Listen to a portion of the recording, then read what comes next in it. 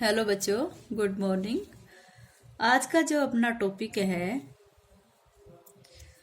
पाठ्यक्रम की आवश्यकता, महत्व एवं कार्य वाला टॉपिक है, जिसमें 4-5 पॉइंट मैंने कल आपको करवा दिए थे। आगे के पॉइंट आज कराऊंगी। इस यूनिट के जो नोट्स हैं, इस पाठ्यक्रम से संबंधित जो नोट्स हैं, मैंने पीडीएफ के द्वारा आपके पास भेज दिए हैं। अब मैं आपको थोड़ा सरल करके बताते हैं पाठ्यक्रम के कार्य एवं महत्व या आवश्यकताएं। पहला पॉइंट, नेक्स्ट पॉइंट इसमें था चरित्र निर्माण।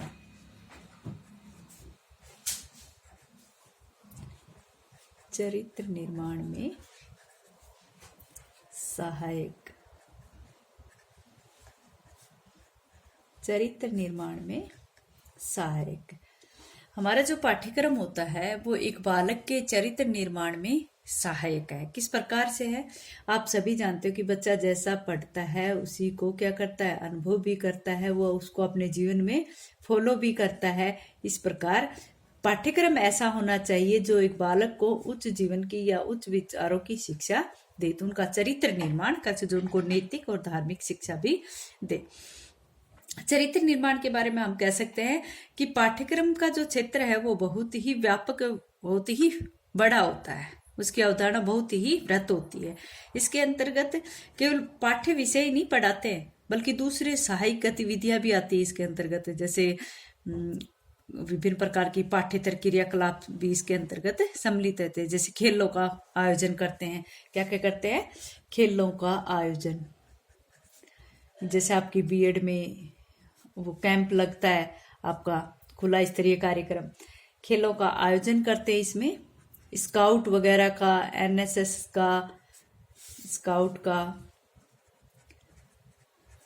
स्काउट या फिर आपका एनसीसी वाला, इस तरह के जो भी पाठ्येतर क्रियाएं होती है, जो गतिविधियां होती है, इसमें इसके अंदर बालक जो होता है उस बालक का चरित्र निर्माण होता है, या फिर उस बालक को उचित नागरिकता का विकास, उचित नागरिकता के गुणों का विकास उस बालक के अंतर्गत होता है। जब वो विभिन्न प्रकार के खेलों में जाता है या स्काउट में भाग लेता है, एनसीसी में भाग लेता है, तो वहां पर विभिन्न प्रकार के पर्व मनाए जाते हैं, जो विभिन्न प्रकार के दिवस मनाए जाते हैं, उनका आयोजन जब हम करते हैं तो हमारे जो बच्चे हैं उनको इस तरह का माहौल मिलता है कि वो बच्चे वहां पर अपना चरित्र निर्माण और एक अच्छे नागरिक के गुणों को ग्रहण कर सकते हैं। एक दूसरे के साथ सहयोग में रहकर वो दूसरों के साथ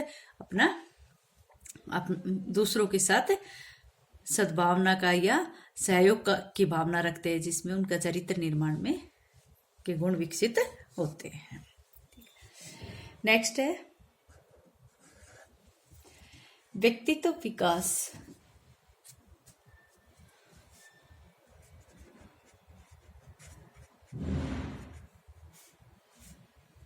व्यक्तित्व के विकास में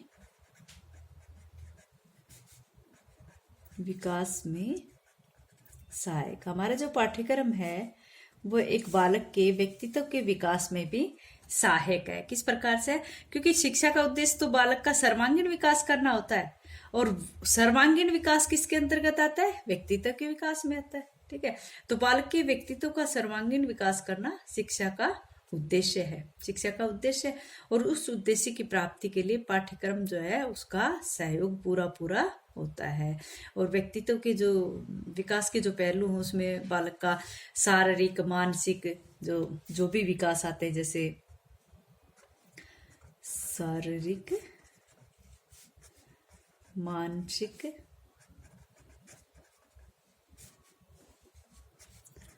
सामाजिक, या फिर कहें कि बौद्धिक, संवेगात्मक, नैतिक,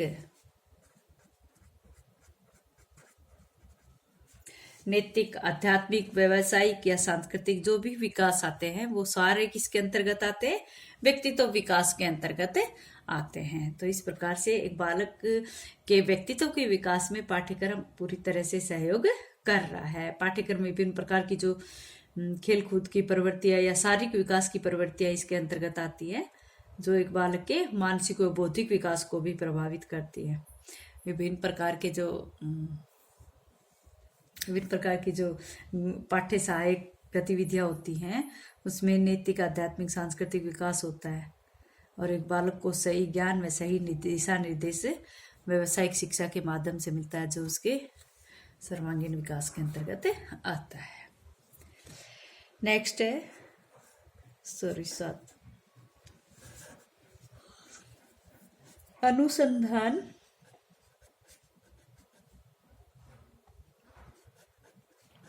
अनुसंधान एवं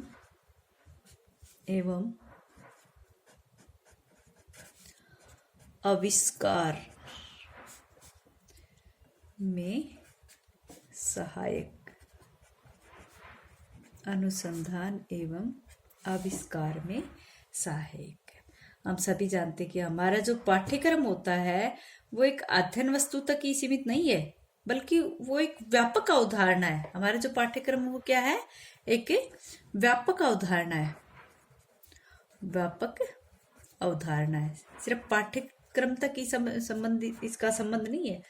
एक व्यापक अवधारणा, ये एक प्रकार से व्यापक अवधारणा के अंतर्गत आता है। ठीक है, जो वर्तमान में पाठ्यक्रम है उसको बाल केंद्रित बनाया गया है और बाल केंद्रित होने के उसको बालक के भावी जीवन के तैयारी के लिए उसमें व्यवस्था की जाती है, या फिर उसकी विभिन्न आवश्यकताओं की पूर्ति के लिए, या सभी आवश्यक कार्यक्रमों को संगठित इस प्रकार से किया जाता है कि वो बालक को कुछ नया करने के लिए या कुछ नया खोज करने के लिए उसको प्रेरित करता है। और पाठ्यक्रम जो है उन अनुभवों को, उन क्रियाओं को, या फिर उन जीवन की उन परिस्थितियों का योग उस बालक को अर्जित करता है जो उस बालक के लिए आवश्यक है।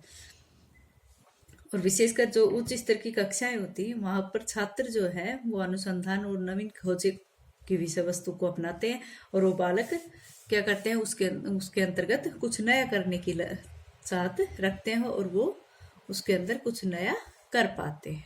तो इसी प्रकार से अनुसंधान एवं आविष्कार में सहायक है हमारा पाठ्यक्रम। अगर पाठ्यक्रम ऐसा हो तो जो बच्चे को प्रेरित करता है कुछ नया करने के लिए, तो इस प्रकार के पाठ्यक्रम बालक के लिए अति आवश्यक है।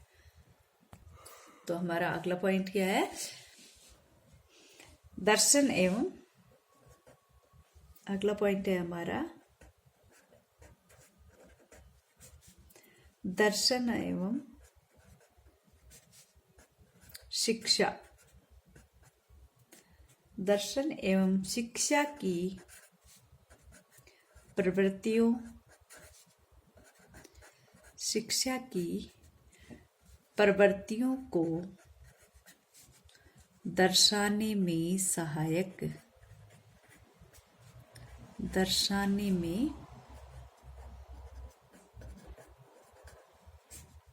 सहायक। हमारा जो पाठ्यक्रम है वो दर्शन एवं शिक्षा की प्रवृत्तियों को दर्शाने में सहायक किस प्रकार है बेटा?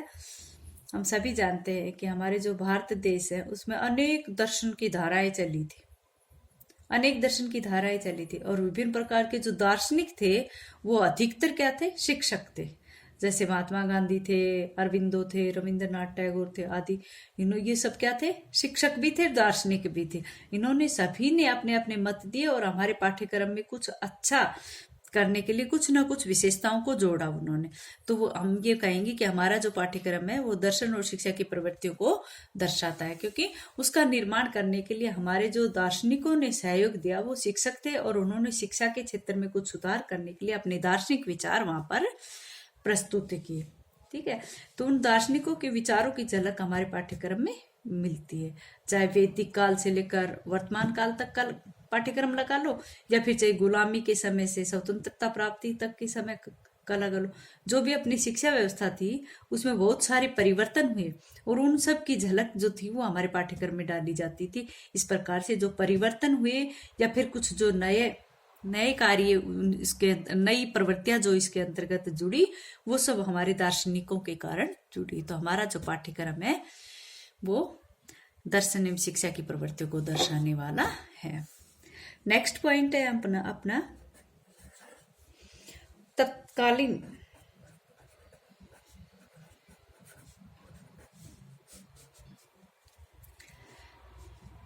तत्कालीन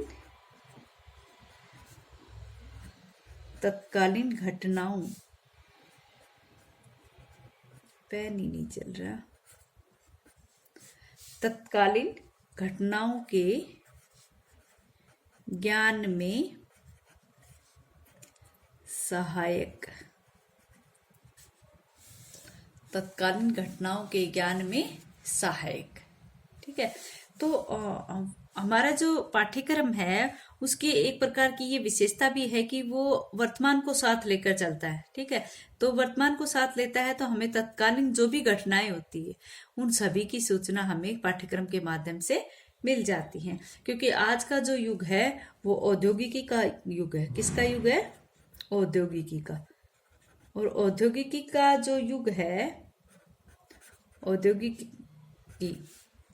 औद्योगिकी का युग है, तो औद्योगिकीकरण के कारण आज जो विज्ञान और तकनीकी जो है अपनी चरम सीमा पर है। सभी देशों के मध्य जो दूरियां थी वो घटकर कम हो गई है। क्यों हो गई है?